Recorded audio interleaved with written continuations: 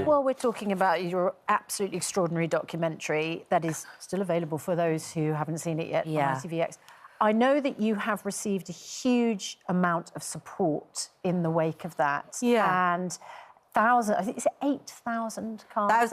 Letters, exactly. Yeah. And that's just the physical letters. Physical letters and messages. I'm sure hundreds and hundreds and hundreds of other emails and messages.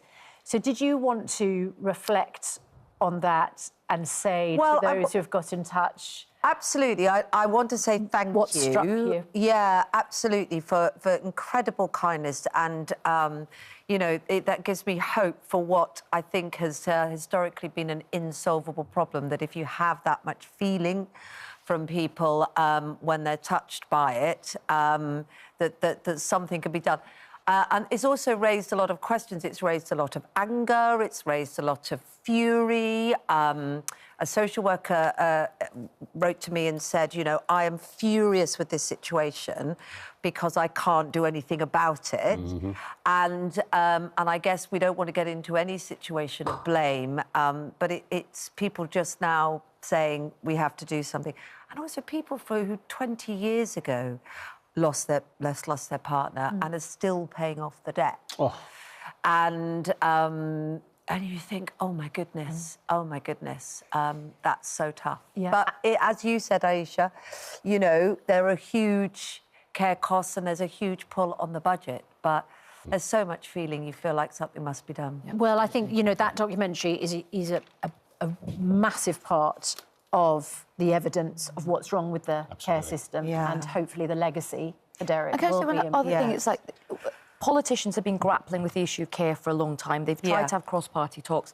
It never works. And I think a lot of people are really cynical about politicians trying to solve this. And I think that's why, like, you know, Kate particularly is such a trusted voice for people on this. And I know you have so much to contend with, but I think a lot of people will really, you know, be so grateful that you're doing this work because you are a voice, you've got lived experience of it.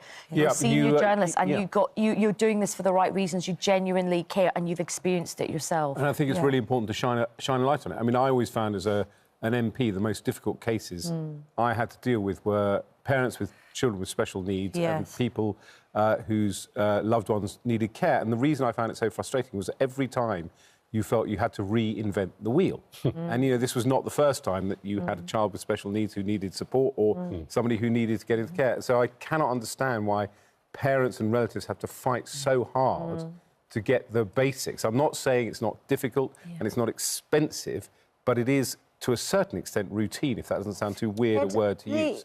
As Aisha says, for some reason, political parties cannot get themselves together on care. It's almost too complicated an issue and everyone goes, oh, yes, we'll sort it, and then they don't.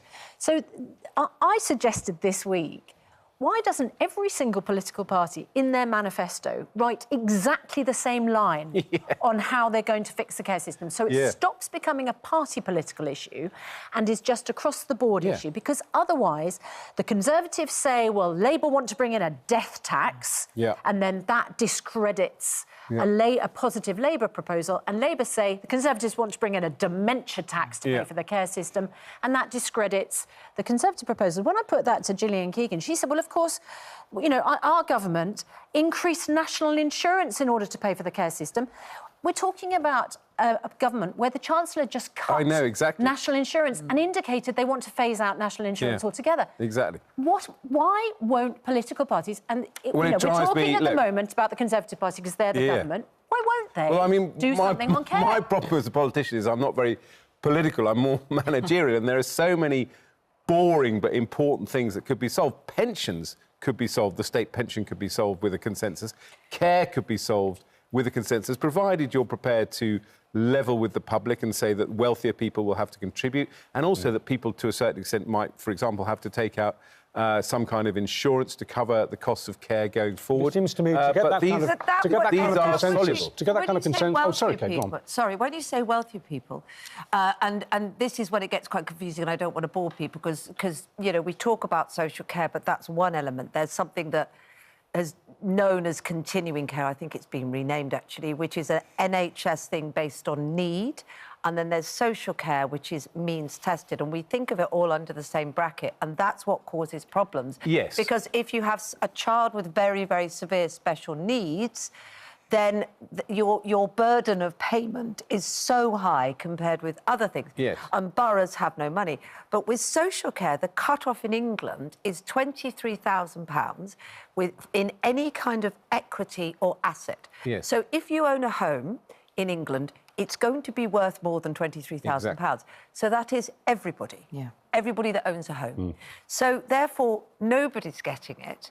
And that, I think, comes as a shock to people. Yeah. I think people feel, you know, they look at their 80-year-old mother and their 84-year-old father, and they're caring for each other in whatever balance it is.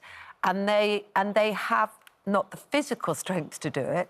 And I don't think people realise that's the cut-off. Really it's good different point. in Scotland. Yeah, I don't want to. I mean, I don't want to. Sorry, I don't want to get overcomplicated, but when you say wealthy people, I think we have an image of a No, billionaire. the point I was making, in fact, this will sound like I'm getting political. I'm not, but the famous 2017 election manifesto, which blew up for Theresa May, did say increase the threshold so you get more taxpayer contributions. But obviously, if you're living in a £2 million home, you are potentially in different circumstances somebody living in a £500,000 home in terms of what you are able to personally contribute. So that is, and that's what I mean when I say you have to a certain extent, level. Caring for a child with special needs. Oh yeah, I'm not talking about that. I'm talking about social care. But this is where the detail, because are you going to sell your home, and where would you then live? No, I don't agree with that. I don't agree with that. Because you have to buy somewhere. I don't agree. I'm talking about somebody at the end of life. Why I think it's hard for politicians, because they're trying to find one answer. Yes. I think a start would be to trust the doctors, nurses, and the people working in it. But I also think trust Susanna's approach, which is to say that, I mean, it's quite interesting that we've immediately fallen into a debate about the detail. Sorry. But it is possible. But it is about the detail that becomes the problem. People talk about things like citizens' assembly. It is possible to get people in a room. Yeah. And as Susanna says, you come out with a consensus.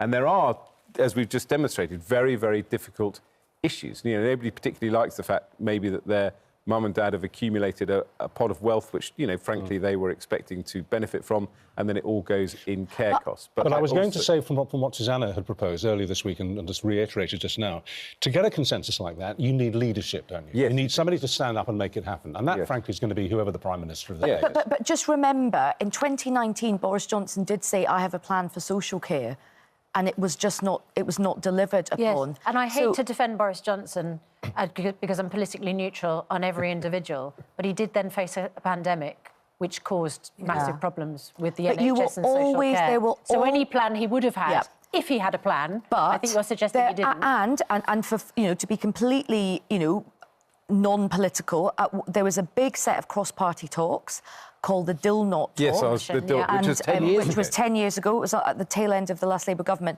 Yeah. And that failed to reach consensus as well. I think one of the problems is you do eventually have to get into the detail because it costs money. Yeah.